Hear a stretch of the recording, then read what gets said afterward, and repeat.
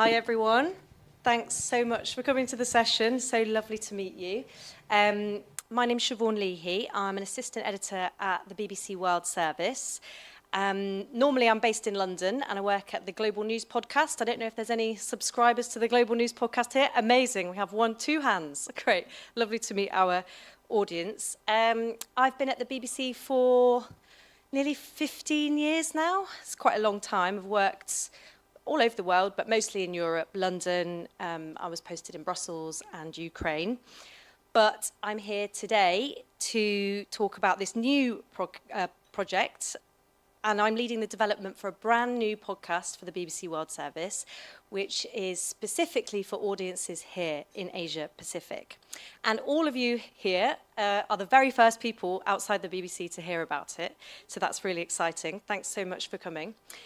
When the controller of the BBC World Service asked me back in May to have a chat, I thought, oh my God, what have I done wrong?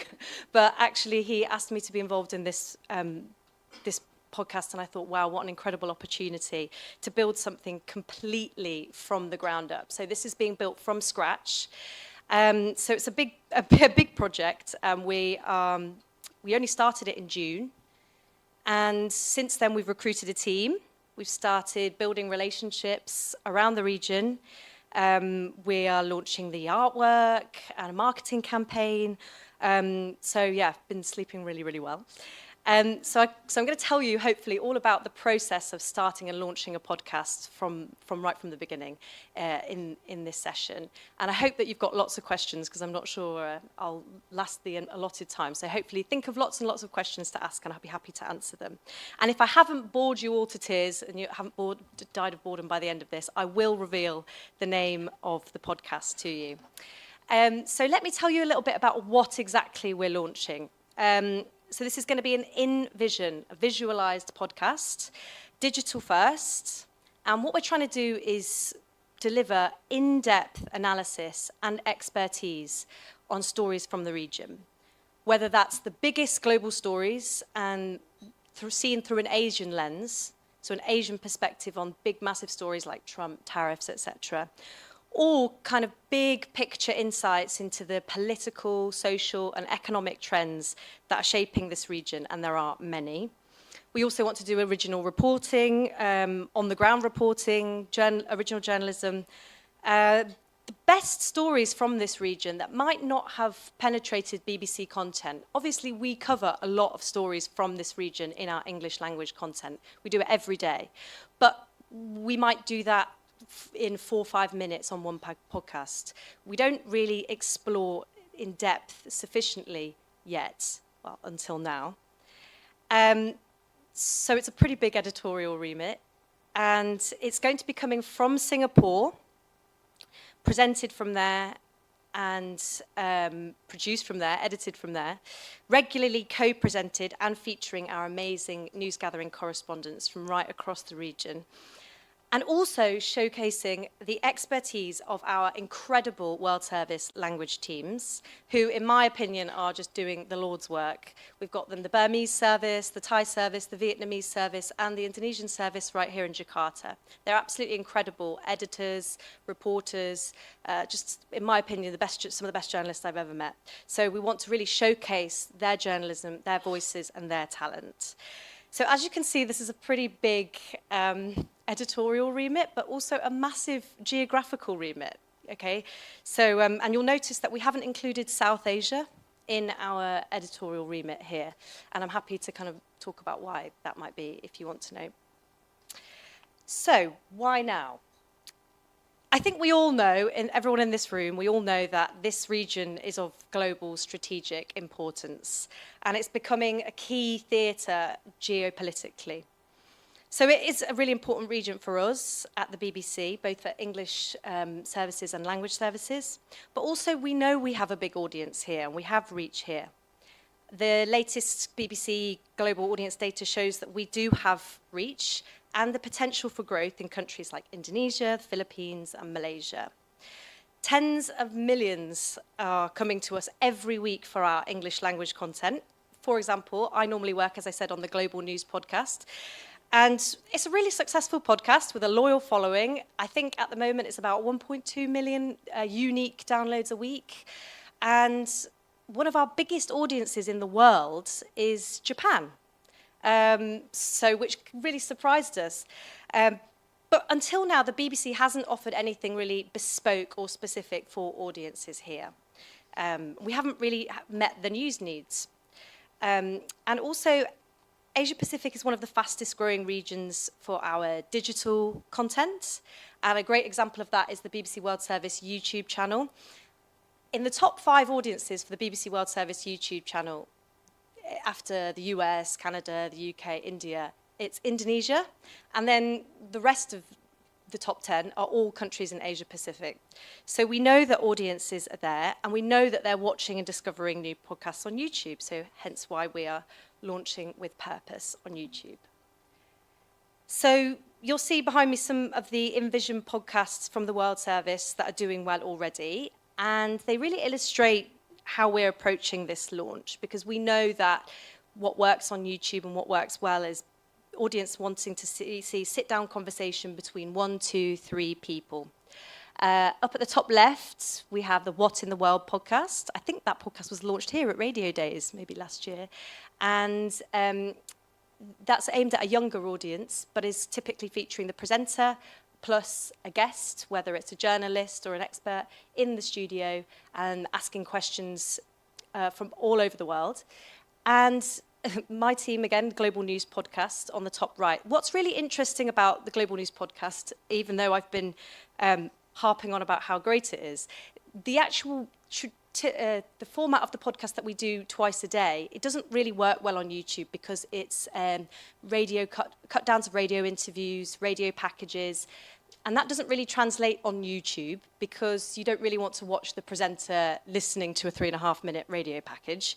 So when we do visualize the Global News Podcast, we do kind of extra editions, special editions like that one. I think that was on the India-Pakistan crisis and when the tensions flared up over Kashmir earlier this year. So we do kind of explainers, really, in-depth analysis with an expert. In that episode, I think we had Lise Doucette, who's obviously the international correspondent in the studio, plus a correspondent in Delhi and in Pakistan as well. So that's how we kind of adapt that podcast for YouTube. And we've also got the global story on the bottom left. I've just put that thumbnail in because it shows you what kind of, where we're kind of leaning towards format-wise, these questions that are asked, the evergreen content that people can keep coming back to. Again, with the Global News Podcast one, people will keep coming back to that content because it offers you something beyond the news of that day. So, how are we launching? Let me tell you a bit about the journey. The first thing I had to do in June when I was asked to do this and launch this podcast was get on a plane to Singapore. Very lucky me. And I had a lot of people to meet. The Singapore Bureau is a big operation. We've got 3 big teams there, a TV team that does the news channel coverage, business correspondents in the Money and Work team, and also an amazing online team as well. So I had to get in there, meet everyone, and I really needed to start developing, doing some pilots really, so I could start establishing the tone and the format of what I wanted this podcast to be. But at this point, I've only got one person working with me, a reporter that's based in the Singapore Bureau called Mariko, and I'll introduce you to her. So it's just us working together, and I've got to kind of try and do some pilots. So first thing I did, started embedding ourselves in the online team, going to the editorial meetings, taking the TV crews for beers, anything that could help get along with everybody. We spent hours and hours on Teams talking to those World Service Language Bureau editors and journalists that I talked about who are all over the region, just kind of hearing from them about what stories they want to cover, how they think their work could help the podcast. And slowly by slowly, we started kind of assessing and saying, okay, we know what stories we want to do for our pilots now. We tried different things. We tried the really heavy economic stories like Trump's tariffs, his appointment of ambassadors to this region. So we did the kind of political stuff, but we also looked at stuff like Asian soft power, more cultural stories and trends that are shaping the region. So we had our scripts ready and we thought, okay, we're going to do these pilots. But I needed a space in the bureau to actually record the podcast. I was walking through the bureau and thinking, oh my God, where are we going to film this? Because it's a really busy bureau, a really busy newsroom, and there isn't really any space, there is no corner of the bureau to film anything. So we thought, okay, the obvious choice has got to be the TV studio, isn't it? You've got cameras, TV, lights and cameras already rigged up, already there, ready. So yeah, let's go for it. So we went in. We got, as you can see there on the top right, I'll show you, we have the girl on the left is Fan. She's the BBC digital social reporter in Singapore. She's Chinese, and she's absolutely amazing. And we used her in the podcast. But when we looked back at it, we thought, this looks so much like TV in the TV studio. We know what works on YouTube. It's kind of soft furnishings, a couch, bookshelves, even I think I nicked a plant pot from someone's desk and brought it into the TV studio because it looked so much like TV, and we knew that. So it didn't really work. The TV studio just didn't work. It reminded people that this is in a TV studio, and we wanted it to feel more like a living room. So back to square one. Went to the radio studio, thought, okay, this will be great. We did a pilot in there, but it was so small, you couldn't even blink inside the radio studio. It was tiny. There was no space, and we certainly couldn't have got cameras in there. We couldn't have got a wide shot, so it just wouldn't have worked. I thought I had an amazing eureka moment when I spotted like a green screen in the side of the bureau, which I thought we could decorate it really nicely. I was getting really carried away, and then I realized it was in front of a fire exit, so that didn't work. Just when I was losing the will to live, we noticed a space right behind. So when you're watching the BBC News channel, when it's coming from Singapore, and you've got the anchor, Steve Lies, kind of reading the news, behind the cameras, there is an area, a kind of broad, completely blank space. And I thought, why don't we just try and repurpose that area? So after a lot of conversations, how many chairs can we fit in there? Can we fit in screens to kind of decorate the backdrop? And it was a yes to all of them, which was amazing. So we are starting to build and prepare that space now. So when it's all up and running, we'll be able to show you. You'll be able to look at it on YouTube, which is exciting. And then, so we had the space. We'd got a sense of kind of maybe what stories we want to do. The next thing I had to do was recruitment. And I don't know if anyone in this room has been involved in a recruitment process, but they are quite long. I wrote the job adverts, sifted through hundreds and hundreds of really impressive CVs from right across the region. And I'm very pleased to say that as of very recently, we now have a team together, so I can introduce you to them. So on the top left, our presenter is Mariko Oi, who is the BBC's first and only Japanese TV presenter and reporter. But I'm not going to tell you too much about Mariko because you're going to hear from her very shortly. So that's Mariko. And then leading the team as the senior journalist team manager, top right, is Bill Birtles, who is here today. Hi, Bill. And Bill's joining us from the ABC. He was Beijing correspondent and then Taipei correspondent. And most recently, he's been the Jakarta bureau chief for the ABC. So that's why he's here today. Bottom left, our senior journalist, Derek Kai, Singaporean. And he worked for the BBC for 5 years and has reported and produced in a lot of places around the world, but has been a video journalist at the Wall Street Journal and most recently is at the Straits Times. And then Rachel Lee on the bottom right, total superstar from our Korean service in Seoul. We see her all the time on BBC podcasts, TV programs, radio programs. So I think we've got a team here that complements each other. With different editing skills. We could throw any of these guys on air, on the podcast as a contributor. So having a team that's self-sufficient, that you can rely on to do different things. This is a team that's going to need to be able to physically produce, record, and edit and upload this podcast. So it needs to be a self-sufficient team with lots of different skills. No pressure, Bill. We're also going to be relying on these two amazing correspondents in the region. On the left is Laura Bicker, our China correspondent based in Beijing, and Jonathan Head, who's the Southeast Asia correspondent based in Bangkok, who's a total walking encyclopedia for this region. And we're going to be using them a lot as co-presenters, regular contributors, and really relying on their expertise and audiences we know that trust them. And they're just brilliant. And thinking about that kind of podcast format that the BBC does already, Ukrainecast, Americast, where it's bringing in lots of its experts from around the world and the region, that's what we hope to do here. But I promised you I would introduce you to Mariko, so I'm going to show you a little video of her now. Hi everyone, I'm so sorry I can't be there with you today. I'm Mariko and I'm absolutely thrilled to be presenting this brand new podcast from the BBC because I really think we'll get to cover Asian stories that matter to our audiences, but other programs, other networks may be too busy to cover. Now, a bit about myself. I've been with the BBC for almost 19 years now. I presented our news bulletins on the BBC News channel. I also covered some of the biggest stories from this part of the world, like the 2011 earthquake and tsunami in Japan, pro-democracy protests in Hong Kong, the Trump-Kim summit, Tokyo Olympics, and so on. I'm originally from Tokyo in Japan, but when I was 16, I moved to Australia to learn English and studied there for 7 years before moving to Singapore to join the BBC as a freelance producer at the start. So as you can see, I have practically lived all my life in the Asia Pacific region, and I've always been very passionate about telling Asian stories to our global audiences. But as you know, with the ongoing wars in Ukraine and Gaza, not to mention all the news headlines coming out of the White House, many of our news programs are just too busy covering those top global stories, and they often don't have time for Asian stories. So I think it's really exciting that we'll get to dedicate this podcast to those Asian stories that matter to us.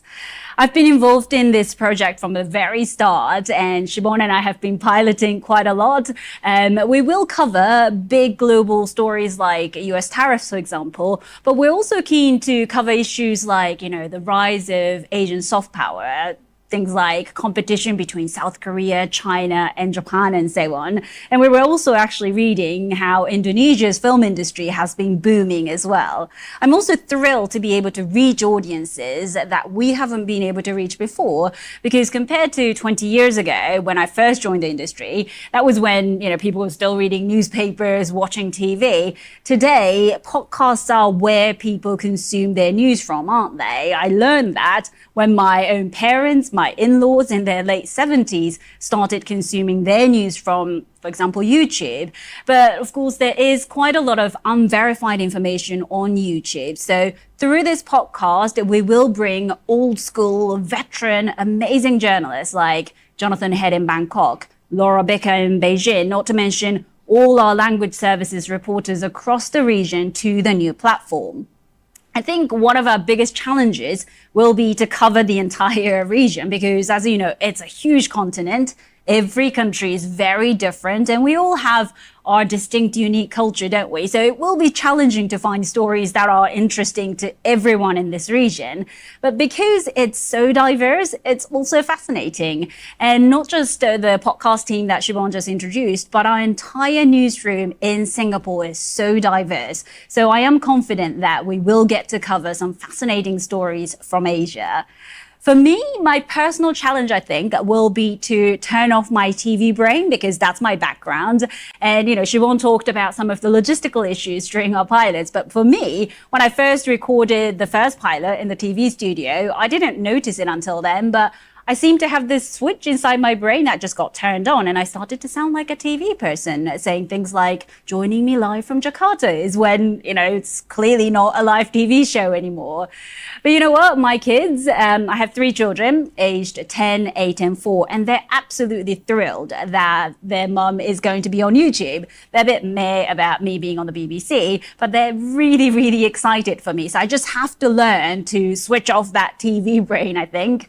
So do check it out once we're launched, and please send us any suggestions for stories that we should be covering and also your feedback as well. We love to hear from you.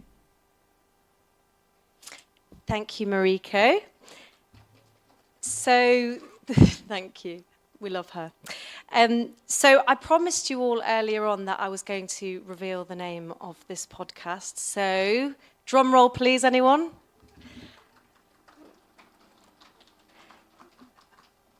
Asia Pacific. I hope you get the play on words there with Asia Pacific.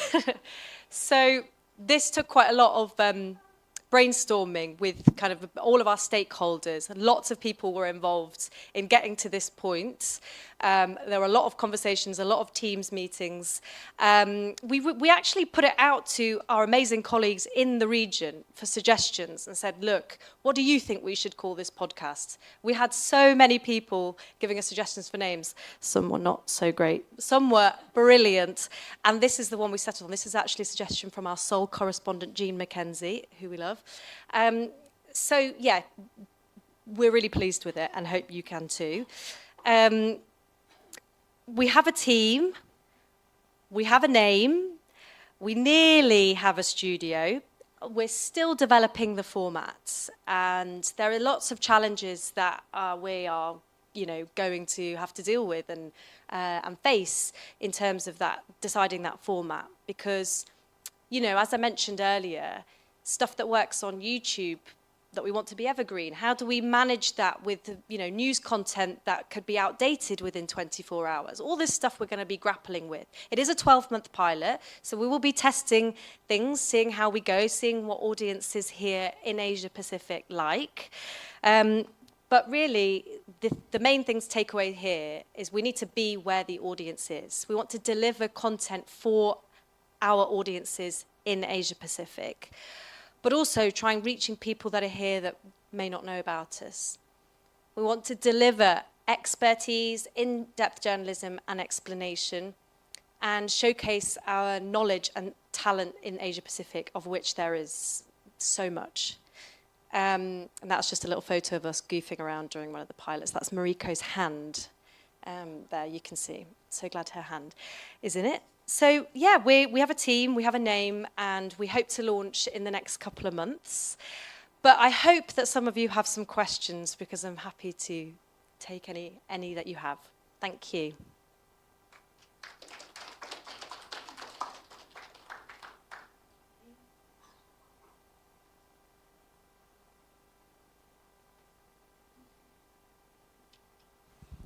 Hey, Shoban. Timmy from ACAST, also based in Singapore.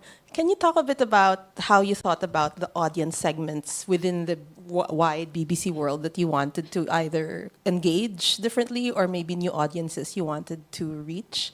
And then I also had one request, if you guys can cover the South China Sea stuff more, that would be great. Thank you. Thank you. We're definitely going to be covering South China Sea stuff. We've got an amazing reporter in our Singapore bureau called Tessa Wong, who we sort of started working on paper pilots with her on that. So we'll definitely be covering those stories. How we're identifying the audiences. I mean, it's a lot of extensive BBC data that shows us where the kind of markets are. But I think, especially with the YouTube, if we're thinking this is going to be like a YouTube first podcast, then we definitely want to look at where the audience is already. And we know that they are there in Malaysia, Indonesia, Philippines, South Korea, Japan. So, yeah, I think the big challenge is going to be, how do we pick the stories that appeal to everyone in all of those regions, in all of those countries in the region? That's going to be the big challenge, isn't it? Because a South Korean story might not appeal to someone in Indonesia. I think that's going to be the big challenge. So we kind of know where the audiences are, and the audiences in this region are reaching us different ways. So we've actually got, I've been banging on about YouTube and digital content, but we've actually got, and like James was saying at the start, we've got a big audience for audio content on audio platforms and radio in Malaysia, for example. So we're not forgetting about that platform at all whatsoever. So it's about looking at where people are coming to us on which platform. I hope that answers your question.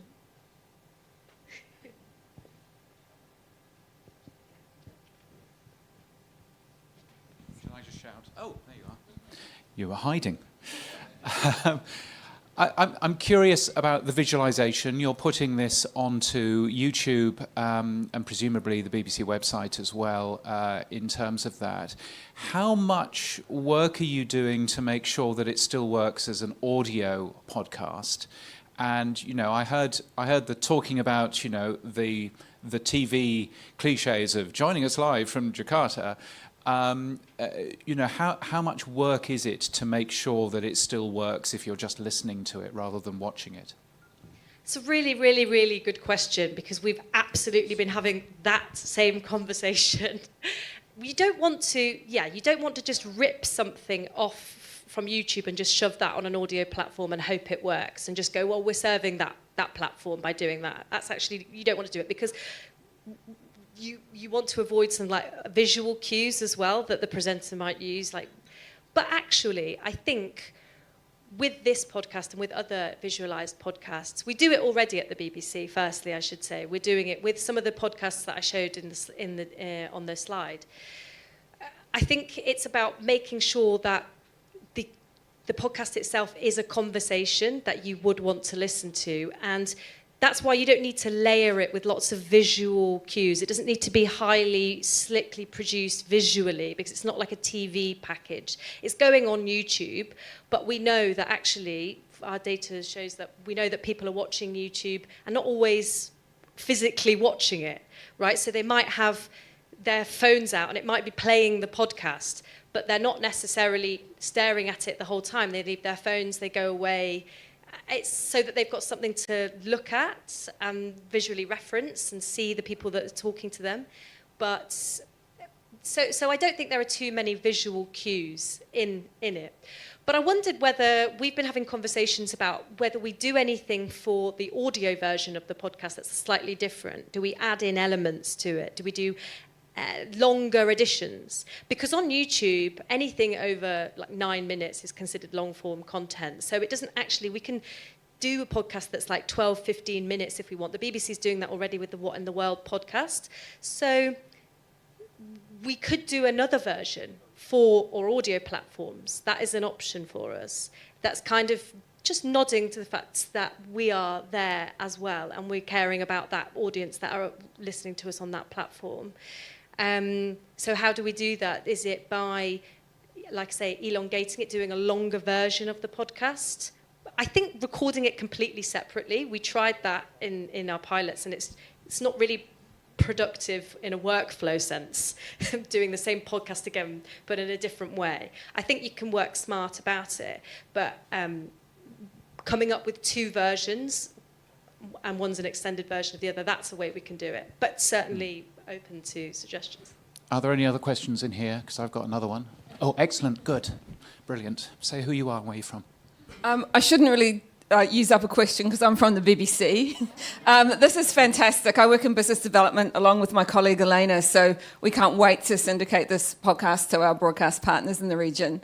My question is on whether or not you are targeting a certain age demographic. When I initially saw the cast, I thought, oh, you're targeting youth, but then Mariko said you had 3 kids. So I just wondered, is that a factor or not a factor for you? I mean, it's not a factor. I think those are part that we want to reach people in this region, and people that are on YouTube can be of a younger demographic, but not always. I think specifically our focus is on where our audience is. So that is the most important thing. We want to serve our audiences in Asia Pacific. So it's not going to be with a youth focus in mind totally and completely, because like I say, the BBC has the What in the World podcast that launched. That's aimed at a younger audience, and it has to kind of tailor its content accordingly. I don't think it's a dominating factor in what we're doing, because it's all about just reaching people here first and foremost. I think obviously there are certain topics and stories that we can do, that we can try and do at the same time, where we can reach those audiences. We were talking about Asian soft power, the battle between K-pop in South Korea, microdramas in China. This is a really interesting debate, and I think it doesn't have to just appeal to young people. People of all ages in the region can be interested in that.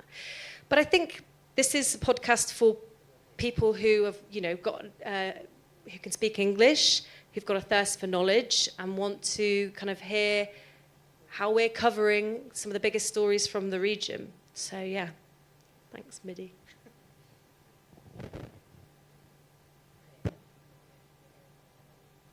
Okay, hello. I'm Gina from Populix. I'm just curious. You mentioned before that Indonesia is one of your biggest audience, and do you capture any specific or any uniqueness of Indonesian audience compared to other countries? And do you have any specific strategy to engage us in your podcast? Thank you.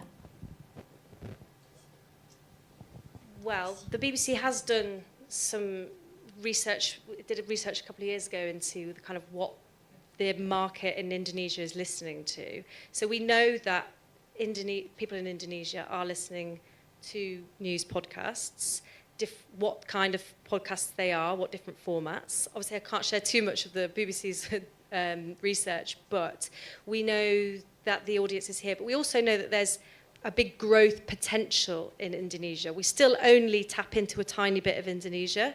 So I think that's it. It's a big market for us and the audience is there, but it could be a lot bigger.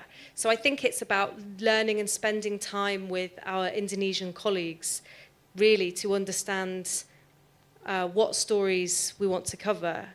I mean, yeah, so the audience here is big, but it could be bigger. That's the big takeaway. And so we're working alongside the Bureau in Jakarta to kind of try and find some areas that we want to cover and stories that might appeal to people in Indonesia. We know that they're watching us on YouTube. They're the 5th biggest audience for us on YouTube, as I said. So we know they're listening to news podcasts. We know they're watching our YouTube channel. We know that there's massive scope for growth. I mean, there's so many stories that we want to do. We really, really, really, really want to cover Indonesian film industry, which is massive. Okay, I wouldn't really want to do that story in a podcast very soon after we launch, because it's massive. As you guys know more than I do, but it's a huge industry, and I think there's loads to talk about, and it could even come into that sort of conversation about soft power. So, yes, I hope that answers your question. Yes, please do. Please.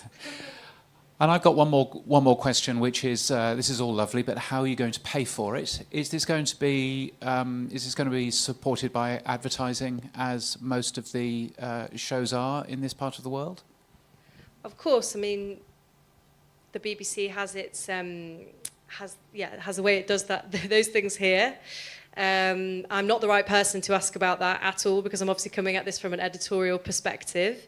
But yes, I'm sure there will be elements of that, 100%. And one of the things that I notice on the BBC News channel, certainly in the UK, is that some of the visualised podcasts make it onto the television, and you can watch BBC Newscast, you can watch various things recorded in radio studios and various other places. Obviously, the BBC News channel is a very popular TV news channel in this part of the world, and you can put Asia-specific shows onto that channel. I'm wondering whether, in the fullness of time, we may see Asia-Pacific actually on the TV as well. Well, why do you think I was taking the TV teams out for beers when I got to Singapore?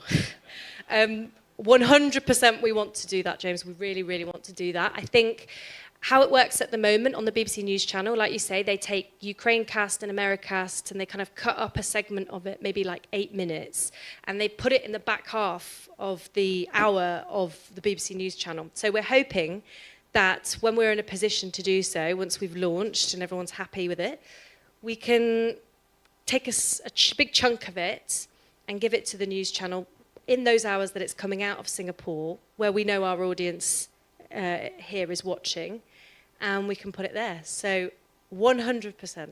I'm actually really excited about that, because it's just more, it's putting our podcast on a traditional platform, and it's just getting more eyes on it. So I think that'll be a really, really good thing. But I've got to keep taking them for beers to convince them to do it. Thank you.